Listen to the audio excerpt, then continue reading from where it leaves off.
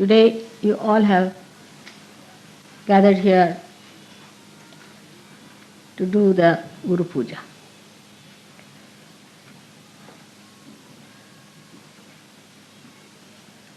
Your Guru is a mother first and then a Guru. And that has given me a greater help. We have had before also many Guru Pujas, mostly in England. And you should wonder why Mother always somehow is doing Guru Puja in London. The time falls in such a way that it is in Guru Puja. I am here. During that time, I have to be in London. So many years we have been doing Guru Puja in England.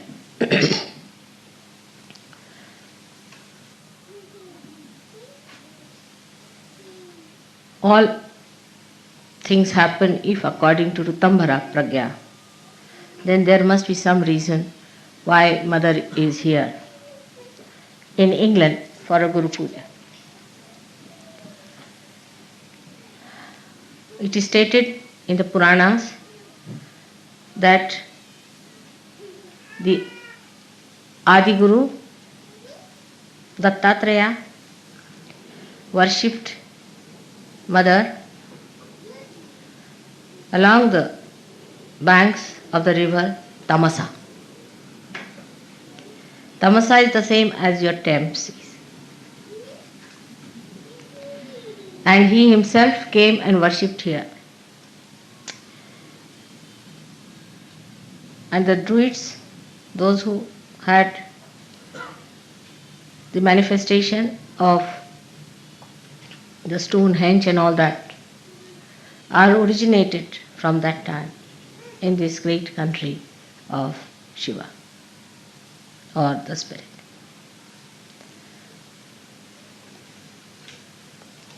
So the spirit resides here as in the heart of human beings, and the Sahasrara is in the Himalayas where Sadashiva exists at the Kailasha. This is the great secret of we having so many Guru Pujas here. To culminate it today into the special type of Guru Puja in the year of the 60th birthday of your mother has a special, very, very special significance, because it's the Guru Sashti. It's the 60 years of your Guru has been celebrated today, and that's how it's a very big occasion that you all have gathered under the influence of again Rutambhara Pragya.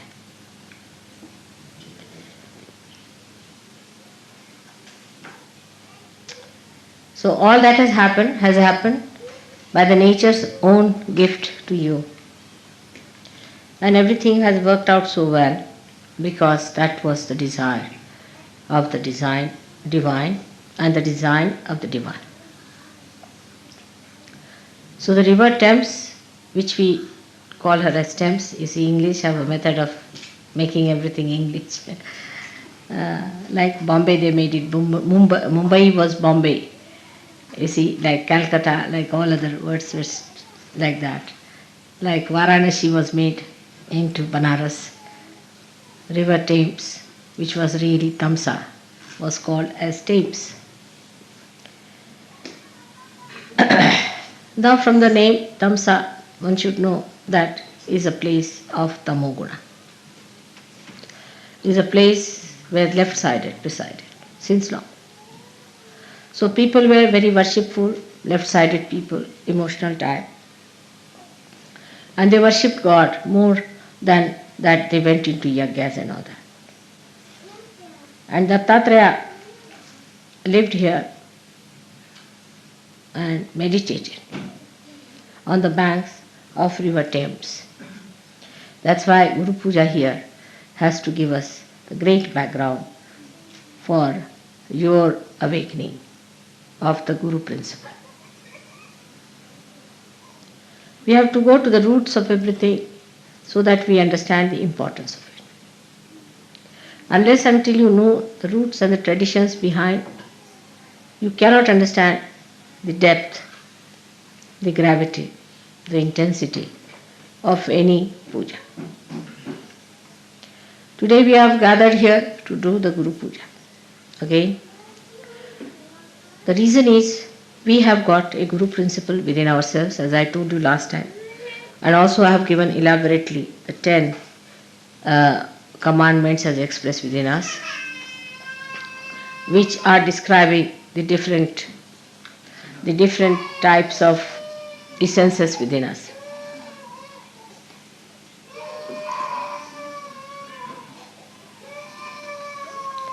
The essence of Guru Puja has to be awakened within us. That's how we are having this program here.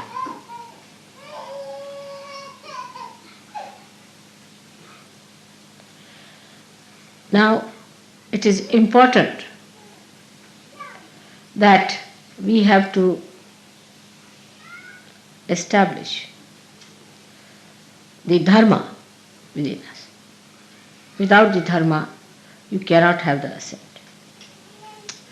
And as I have told you before, that the cleanliness of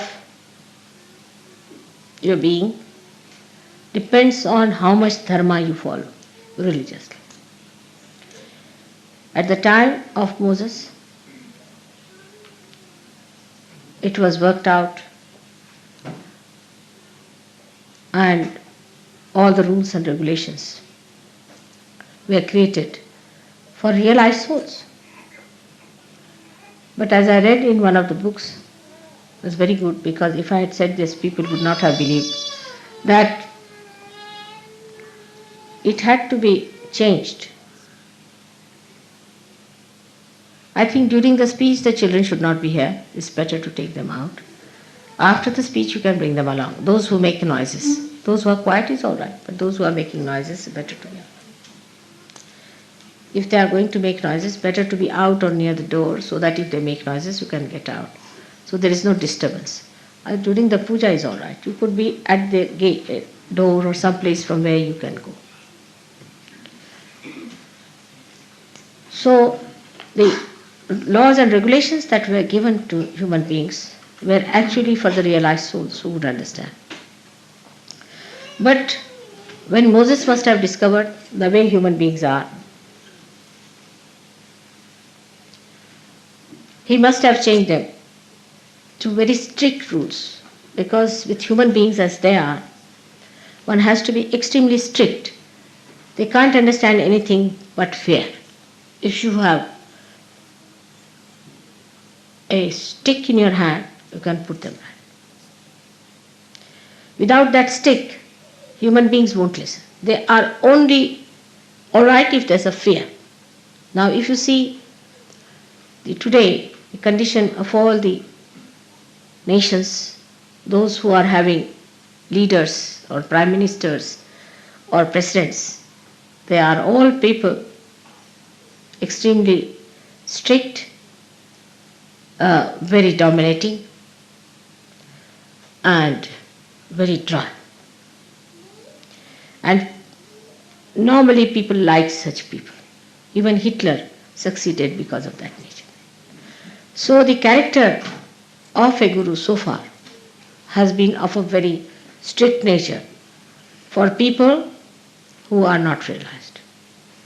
Normally a good guru, Sadguru, he doesn't like to talk to people much. They throw stones, or they don't like to talk to people who are not realized. But if they are realized, then these gurus change their attitude towards the people who want to see them. There's a tremendous difference between a person who is realized and non-realized in the protocol of God. A man may be the king or anything, he'll be asked to sit outside. It has nothing to do with what position you enjoy. As long as he is a realized soul and not possessed, he is given the highest position. But if you are possessed, then also the Guru will tell him that you get out from here, first get rid of your position and then come. And all these strict rules were there, that such and such person must be killed, such and such person must be given a punishment of cutting the hands, cutting the feet, even absolutely destroying the eyes. This was done because they were not realized souls. It was a great realization of Moses, I think, that he took to the another kind of law which is known as Shariat now, and that's what the Muslims are following. In a way it's good, I think, because people who are now normal people really deserve such a rule. But it should not be so fanatical that you cannot discriminate between a realized soul and non-realized soul. Now, the Guru within you will be awakened if you are strict with yourself. That's one point is very important. Unless and until you are strict with yourself, the Guru will not be awakened with you. People who are lazy lumps, who cannot sacrifice anything, who are very fond of comfort, can never be Gurus. Take it. They can be good administrators, they can be anything, but never a Guru. A Guru should be willing to live the way he has to live. He should be able to sleep on stones. He should be able to sleep under any circumstances. Not that the disciple should force on him, but it should be his own nature that he can adjust himself. Comfort cannot crawl on a Guru. Now those who want your Guru principle to be awakened must know that you should not ask for comfort. Even for a thing like that, yesterday you saw the dancing. One has to do real tapasya. Intensive tapasya you have to do. You cannot learn even a thing like dancing without going into a penance about it. So a Guru has to go through a penance is an important. Sahajogi need not go, but a Guru Sahajogi has to do it. We have to have penances. And the penance can be any kind of desire you have. Say, supposing you are very fond of food. Just don't eat the food that you want to eat. If you are very fond of sweet food, then eat something very bitter raised to power 108. And if you are fond of some sort of a very, as Indians are sometimes, very spicy food, then eat so bland a food without salt. Teach your tongue to behave itself. It doesn't behove a Guru to put his attention to food. I have seen some of the Sahajogis, they are all right when the food is there, quite concentrated. But when it comes to the program, they have no concentration. It's a sad thing. Such people cannot be Gurus. They can be cooks, good, or could be food tasters or something like that. We'll suit them better. But if they have to be Gurus, they must learn to control their tongue and their desire. I mean, fasting is a good thing for such. Fasting is very good. All the time they are worried, what are we going to have for lunch? What are we going to have for dinner? Such people cannot have their Guru principle awakened, neither they can be Gurus. So please be careful. The Guru must have control over the tongue. He must know when to get angry and when to be gentle. He must know what to say when, how much to say. That's why many Gurus have been more effective by not speaking. Silence is the best way you can help others. But when it comes to explaining Sahaja Yoga, you should speak. But I have seen with some people, they are very eloquent when it comes to nonsensical things. But when it comes to Sahaja Yoga, they don't know anything about Sahaja Yoga. So you have to be the master of Sahaja Yoga if you have to be a guru. Not only in talking, but in your behavior, in everything. And the karamat is the, I don't know if you use charismatic word, charismatic they call it, or you say the one how to do it, how to raise the kundalini, how to put it at the sahasrara, how to break the sahasrara, all these things you must know how to spend your knowledge. It's Vini Yoga in Sanskrit. Guru principle is awakened in a person when he himself has achieved something. Imagine a half-baked guru going along talking as a guru. He'll end up as a disciple ultimately. So you have to be master of your own. But when the guru principle comes in, you have to give it to others. It's a question of giving it to others. So you have to be at a higher level to give to others. Have to be at a very high level. If you are attached to money, if you are attached to food, if you are attached to mundane things of life, you cannot give. Now the higher state than that can be achieved, which is natural in me, but can be achieved, is that you don't have to have any dependence like that any rules and regulations. Like saying that I will have no worry about food, I should fast, this, that. It all ends up when you eat but don't eat. That's the state one should have. That you are eating the food, and if you ask, did you have your lunch? I don't know. Will you have your lunch? I don't know. Absolutely indifferent to the problems of the body. Where did you sleep? I don't know. What did you eat? What will you have? I don't know. This kind of a state is called the Atita state, where you go beyond. And whatever you do, you are doing it because it is to be done without paying any attention to it.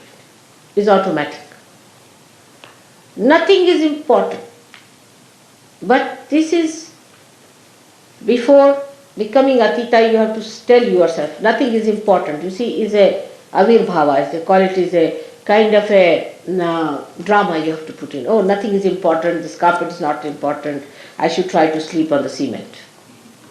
First you have to do that. But after some time, it happens that you don't remember whether you slept on the cement or on a cot. Where did I sleep? I don't know.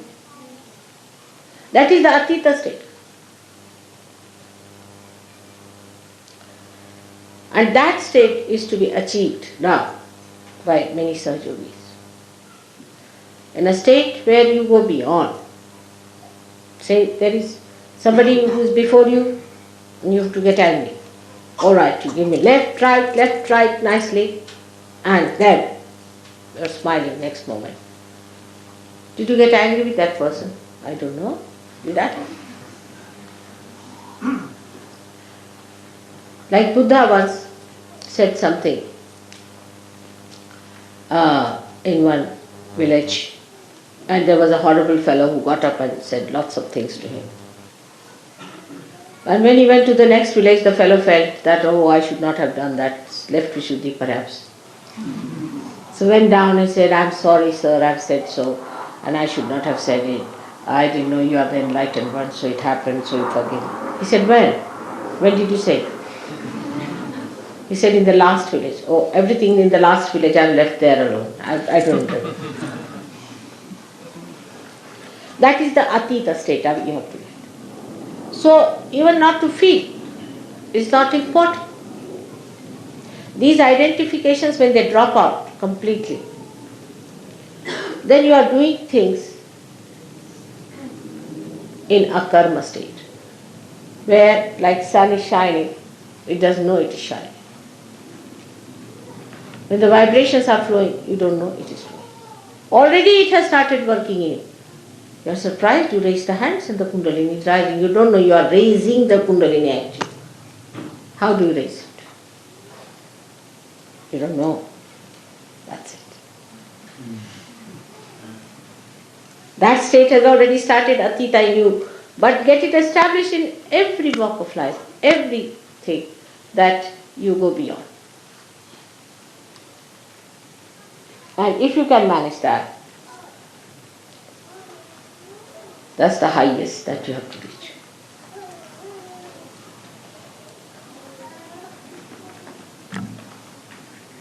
Now, with the incarnations, it's very different. It's the other way around. Everything is the other way around. They don't have to do any tapasya. They don't have to starve. They don't have to tell them. Whatever they do is the punya. They don't have to collect punyas either. If they kill somebody, it is dharma. If they hit somebody, it is the dharma. Nothing they do wrong. They are absolutely immaculate. If they deceive someone, they cheat someone, it's perfectly alright. Because for a higher goal, you have to give up this smaller goals. It's justified in our day-to-day life, you'll see, that when you are defending your country, there's an enemy on you. If you have to defend your country, you can slay him. You can cheat him. Diplomatically, you can befool him. It's allowed. Why? Because for a higher goal, you have to give up the smaller goal. But for an incarnation, it is always the higher goal. He's not bothered about smaller goals at all. He doesn't have to wait, think, rationalize, or to train himself or do some drama or anything. It's all done.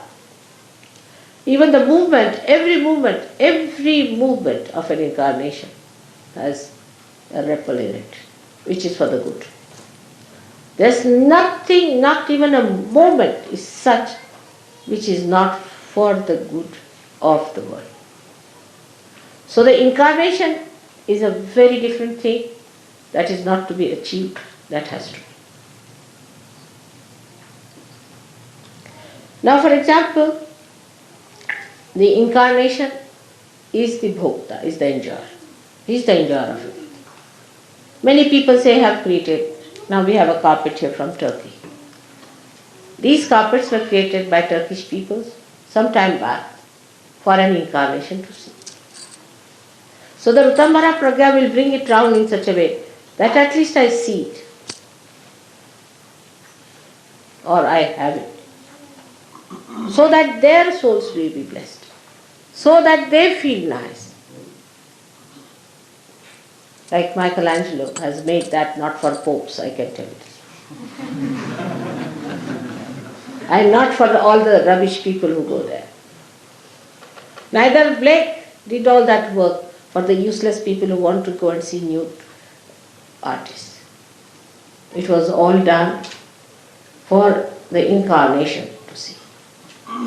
That's the way they are blessed the most. Because they are beyond. Nothing touches them. Nothing is important. But it is not rational or anything that they have trained themselves. But it is automatically there.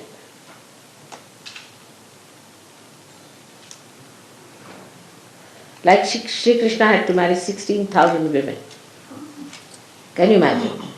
In those days of monogamy, he would be prosecuted 100 times. The reason was he has 16,000 powers. And he was to be born with those 16,000 powers on this earth.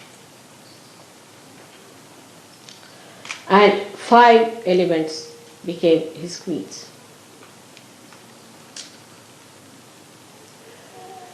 He had to do some justification to have them around. And as I have now Sajogis whom I have given realization. So automatically I am your mother is established. But for him there was no way out but to marry his 16,000 powers. Also he married, but he was never married. He was a bachelor out and out all his life. Because he's Yogeshwara and he's a brahmachari. Who can marry him? So for them, all these worldly things are just a drama, has no meaning at all. It's just a drama. A person